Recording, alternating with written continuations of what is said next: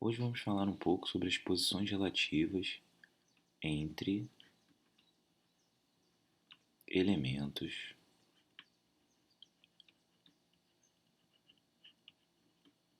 primitivos. Já dissemos aqui que os elementos primitivos para nós, na geometria plana, serão o ponto, a reta e o plano. Hoje queremos falar, por enquanto, sobre as posições relativas entre pontos e retas, certo? Vamos começar falando de dois pontos. Dois pontos podem ser coincidentes ou distintos. Dois pontos são chamados de coincidentes quando de fato coincidem. Na verdade, dizemos que os pontos são iguais.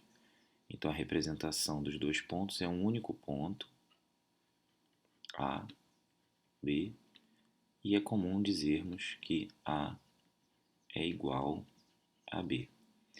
Como o símbolo de igual é reservado normalmente o símbolo de igual é reservado para igualdade de medidas, né, e o ponto ele não tem medida, é comum também usarmos a seguinte representação: A é equivalente a B. Esse símbolo significa equivalente.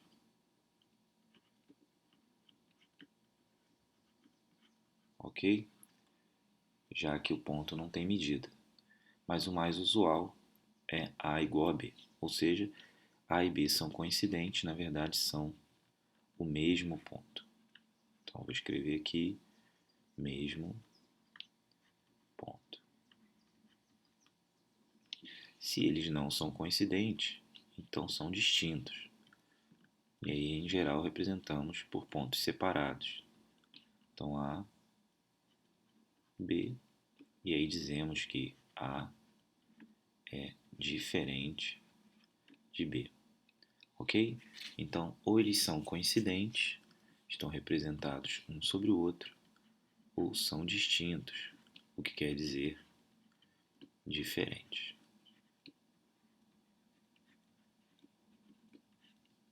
Muito bem. Passamos então à representação entre ponto e reta. O que acontece se temos um ponto e uma reta? Quando temos uma reta, já vimos que representamos por uma letra minúscula, R.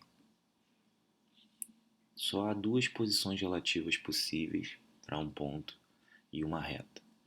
Ou o ponto está na reta, P, ou o ponto está fora da reta, que eu vou chamar agora de Q. Então, P está na reta. P está na reta. Quando isso acontece, dizemos que P pertence à reta. Então, P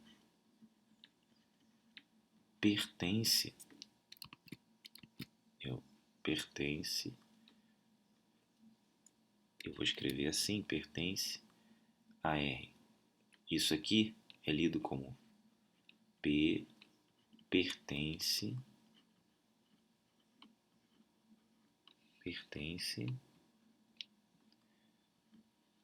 à reta. E esse símbolo de pertence é o símbolo de pertence de conjuntos mesmo, ok? Dando a ideia de que pontos e retas são conjuntos, certo? Na verdade, pensamos em P como um elemento de um conjunto, ok? Então, lembre-se que a ideia de pertinência só é usada entre elemento e conjunto. Então, só para que fique claro, chamamos isso aqui de elemento,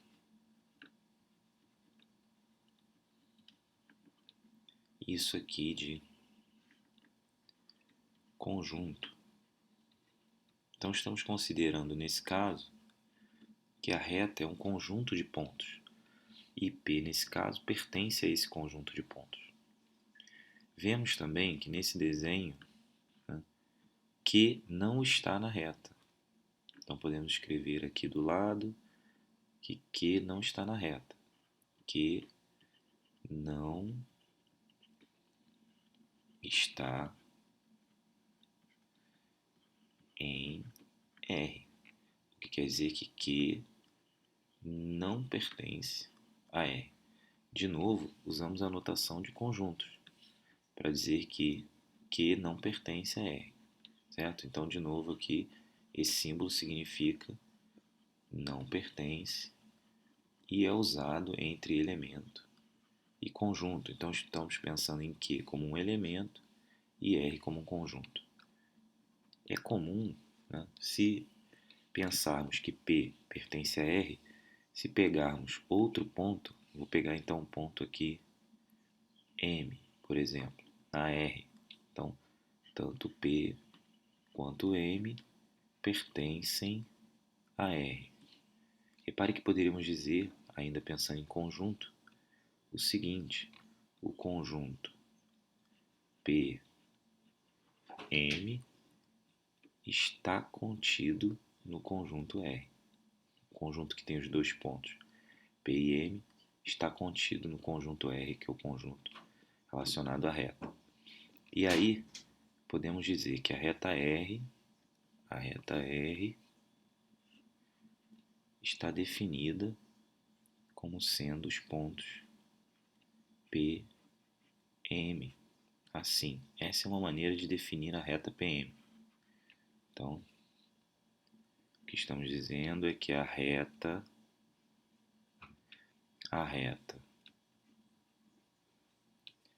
R é definida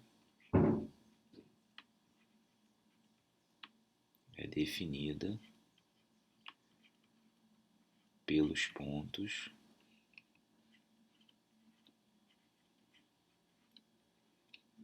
P e M. Ok? Então podemos definir uma reta por dois de seus pontos. Muito bem. Finalmente, quando temos duas retas, vamos dizer que essa reta seja R e que essa seja S. Aqui vemos retas concorrentes. Então R e S são retas concorrentes. Dizemos que duas retas são concorrentes quando tem um ponto em comum. Em geral, dizemos concorrentes quando há apenas um ponto em comum. Então aqui, ó, vamos chamar esse ponto de P, e aí percebemos que R, interseção, de novo a ideia de conjunto, S é igual a um único conjunto, que é o conjunto que contém o único elemento P. Ok? Então R interseção S igual a P significa que só há um elemento de interseção entre R e S, o que significa que R e S são concorrentes. Tá? Em geral, dizemos que duas retas são concorrentes quando há apenas um ponto, certo? Então, deixa eu escrever apenas aqui. Apenas ou somente um ponto, apenas um ponto em comum. Dizemos também que elas concorrem no ponto P, certo? Então, P pertence a R, P pertence a S, existe um ponto em comum, né, entre R e S. Vamos pegar outras duas retas, vamos chamar aqui de U e V. Nesse caso, se as retas não têm ponto em comum, ou seja, se dissemos que U, a reta U, interseção com a reta V é igual a um conjunto vazio, ou seja, não há interseção, então aqui, ó, vazio, conjunto vazio, não há interseção entre U e V. Em geral, representamos isso assim: duas retas paralelas não possuem interseção.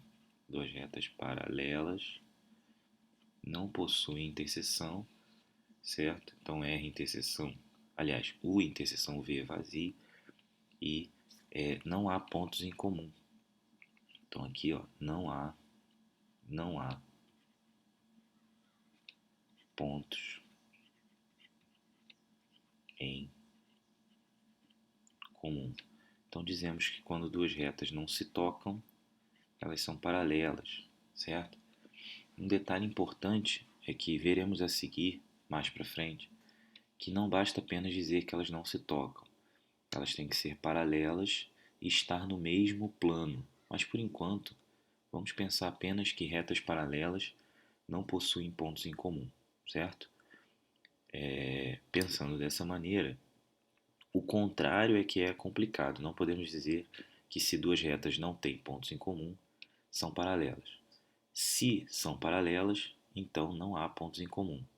A afirmativa reversa não é verdadeira, tá? Então, se são paralelas, então não há pontos em comum, ok? Então pense só nesse sentido. Se são paralelas, não há pontos em comum. Então a interseção entre as duas é um conjunto vazio. Muito bem. E finalmente, vamos chamar aqui de uma reta P minúscula e uma reta Q minúscula. P pode ser igual a Q, ou seja, P e Q são duas retas e estão sobrepostas.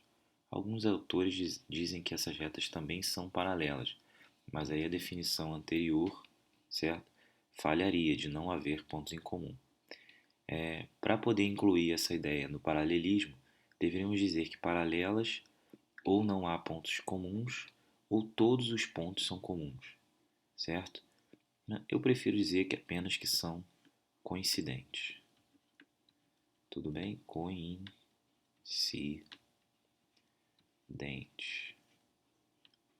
Ou ainda iguais, já que P e Q são conjuntos de pontos. Então, pensando aqui em P e Q como conjuntos, eles seriam conjuntos iguais.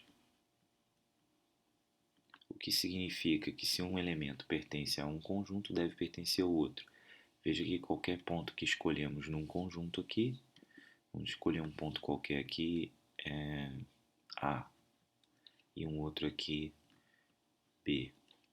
Né? Tanto A quanto B pertencem a P e Q. São retas coincidentes, né? Que são representadas por conjuntos iguais. Se são conjuntos iguais, todos os elementos de um pertencem ao outro.